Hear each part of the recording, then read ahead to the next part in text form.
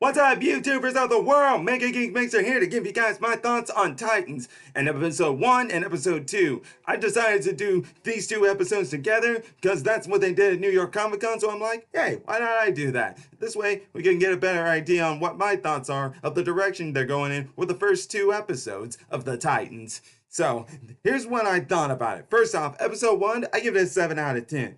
Episode 2, I give it an 8 out of 10. And the whole genre of both combination of episode 1 and 2, I give it an 8 out of 10. And now I'm going to tell you exactly why I give it that score. With the first episode, the reason why I give it as like a 7 out of 10, or wait, actually, scratch that. I meant to say 7.5 out of 10. My bad, guys, my bad. But either case, why I give it that much is because, well, while we were introduced to each of the Titans who are the main characters in this cast, Robin, Starfire, Raven, and Beast Boy, we only really were focused on Robin and Raven, which I don't have a problem with, not at all. But still, when it comes to the first episode, you want to have each of your characters shown at close to about the same amount of time. Yeah, they should have the same amount of screen time in the first episode. Like Robin and Raven, they mostly had most of the episode 1. Starfire had a little bit in it, and I was able to get behind that to a little bit of an extent. Only, but it was with Beast Boy that we only were introduced to him at the end of episode 1, like for the last two or 3 minutes of it. So let me go into talking about that. First off, I'll say this: Beast Boy, Beast Boy, he didn't have any lines in episode 1. Just seeing him and how the CGI is for his animal forms, like the tiger he is, I loved it. It was great. And then the slow special effects they were showing as him transforming back into his human form. And during this whole time, with his presence, you could just feel the humor in him. I mean, sure, it was all dark and everything, and this is supposed to be dark and gritty. The Titans going forward is supposed to be all dark and gritty, which makes sense because it focused on Raven. You could just feel it right there with Beast Boy. You could feel the humor in it, the warm light feel for it that you feel for this character. Now, I will say going in it, I hope he gets control of his powers to where he doesn't need to be naked to transform because, ugh, yeah. But I also hope this means that he'll also turn green too. Not that I have a really problem with him turning green when he becomes an animal, but since most of us know he's supposed to be green full time, I think we would all like that. But at the same time, maybe this won't be so bad. Him just being regular human when he's human form, and then just transforming green as he's becoming an animal. Now let's talk about Starfire. I know everybody had that backlash with how Starfire was being dressed, but now they can all breathe a sigh of relief knowing that she's going to get a costume change as the series of season 1 goes on. And as for the actor herself, while they may not liked how she was dressed and everything, I admit this actor Annie, she does a great job. She did a great job as Starfire. Here, yeah, her character was just great. The way she played her character, I loved it. I will say one of the amazing parts about that I liked was when she used her powers and incinerated these mob bosses. You see, she incinerated them because they were trying to attack her. Because, well, first off, she has amnesia, so she doesn't know what she's doing. She's trying to recollect herself on what she's doing. And it turns out she's trying to look for Raven. Why she's trying to look for Raven right now, we don't know, because once we learned of that she's trying to look for Raven, we didn't see her again for episode 1. That's where we're actually now going to go into Grayson and Raven. First off, we'll go in with Grayson, who, as we all knew going into this, he's not Batman's partner anymore. He's left him and he's trying to get out of his shadow. And right now he's having a hard time doing that because when he's Robin in episode 1 and episode 2, we see he's fighting very violently. Like, so violently, I'm like, whoa, man. They're really showing off Dick Grayson in a very dark spot. Not that it's been shown before. I mean, if y'all have seen Teen Titans, see the Teen Titans TV series from 2000 to 2000, I mean 2003 to 2006, then y'all know in the first season, Robin had that dark edginess to him. And while they didn't confirm that was Dick Grayson, it was pretty obvious that was Dick Grayson. I mean, Starfire and Robin's relationship, and then Starfire goes to the future in one episode, and he's Nightwing. It pretty much says it all.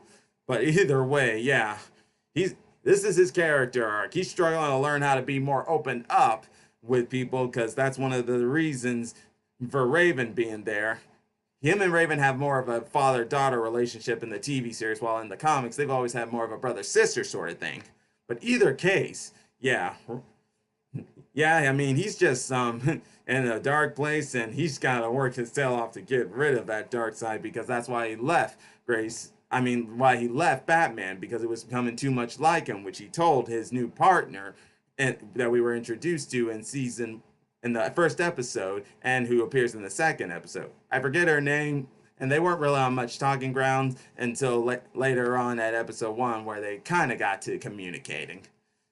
But now you have Raven, who she doesn't know who she is in the TV series, while in the comics she does know who she is. Unfortunately, we learn that her mother that she lives with isn't her mother. At least that's what we're led to believe.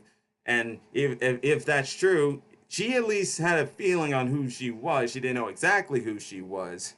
But now, for Raven's arc, she's obviously trying to find a place where she can be safe, but also trying to figure out her powers, because with her not knowing, she's frightened of who she is, this dark side of her, which we all know as Trigon. And unfortunately, at the same time, people are after her. Yeah, like all sorts of people, it seems. Some who want to kill her, some who say they're coming to keep her safe, but they're obviously people who are trying to keep her safe only so they can be ready for her to open the door to bring Trigon into this world. Because yes, that's exactly what she is, the door to bring in her father, Trigon, here. And we do have been confirmed that the Brother Blood Cult will be the antagonist.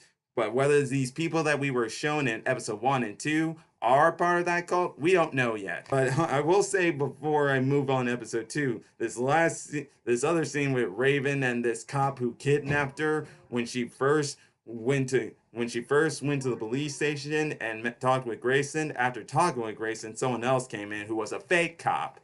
And let me just say, after that, he took her to this guy who wanted to kill her. And let me just say that scene, whoa, scary. Not scary, but yee. but that was episode 1 and everything. Episode 2, we didn't get Starfire or Beast Boy in this one. We just got Hawk and Dove being introduced while it was Grayson and Raven who were in this episode. For Hawk and Dove, we're introduced to Hank and Dawn, aka Hawk and Dove. Now, in the comics, their powers come from mystical forces known as Chaos and Order, Hawk being the Chaos and Dove being the Order. But in this one, it doesn't look like that's their powers, because they don't even need to say Hawk or Dove. They just made costumes for themselves, where we got Dawn with her costume as Dove with bulletproof feathers, and they can even slice up people. And I will say, I love the fight choreography between these two. It's massively done beautifully. And the two actors, they do a great job as the characters. I mean, you got Hank, who's supposed to be this aggressive jerk who's easy to anger and ready to just fight straight away. And then you got Dawn, who is Dove, the calmer one, able to calm things down and make him do things in a better way instead of always having to fight his way out of everything.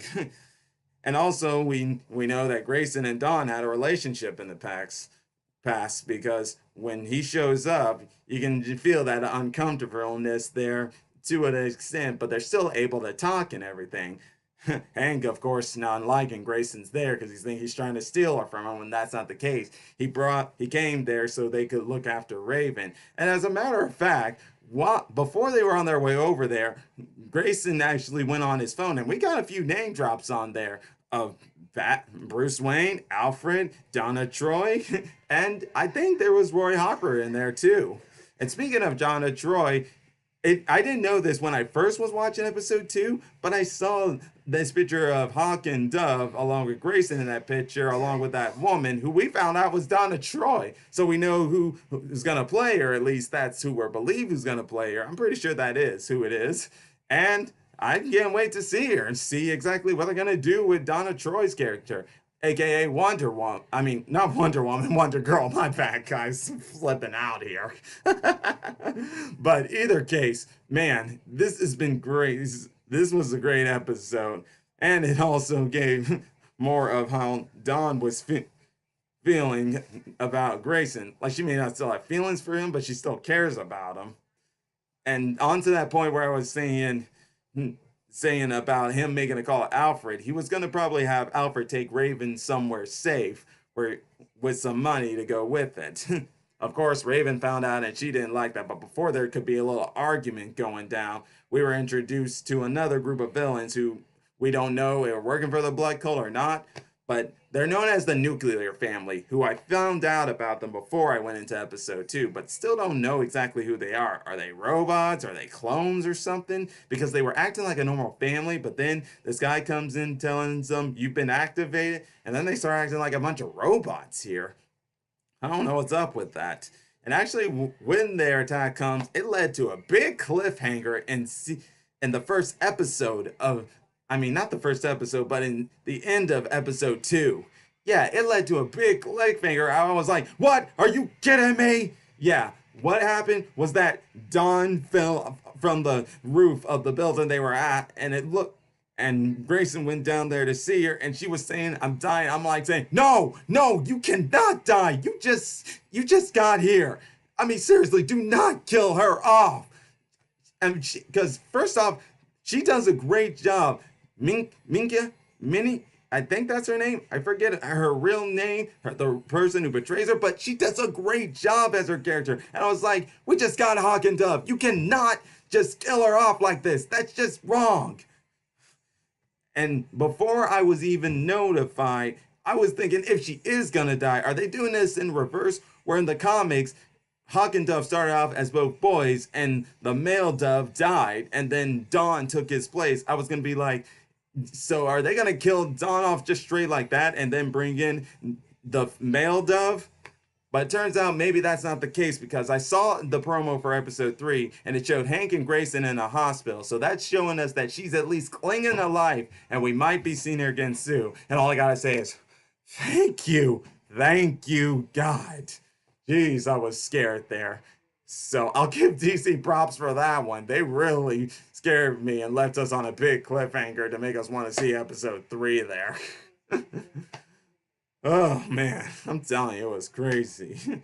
But that's pretty much it for these first 2 episodes. And where do I like it in the direction it's going? Well, what we got? Yes, this is going off good. I mean, we got an understanding of some of these guys and where they're at and what their journey are going into this season and to what they will be as they form the team at the end of season 1 of the Titans. Because we already know it's been renewed for season 2. And unfortunately, some people don't like that, but I'm pretty sure after they be watching this, they're like, okay, I can get behind this, them building up to becoming a team. Because me, I think it's great we're going to get that. But let me guys know what you thought of the first 2 episodes. All you got to do is leave your thoughts in the comment section down below. And if you guys like me making these videos, all you got to do is click the subscribe button and hit the bell icon to be notified when I make more videos. And until next time, Mega Geek Mixer is signing out. Bye!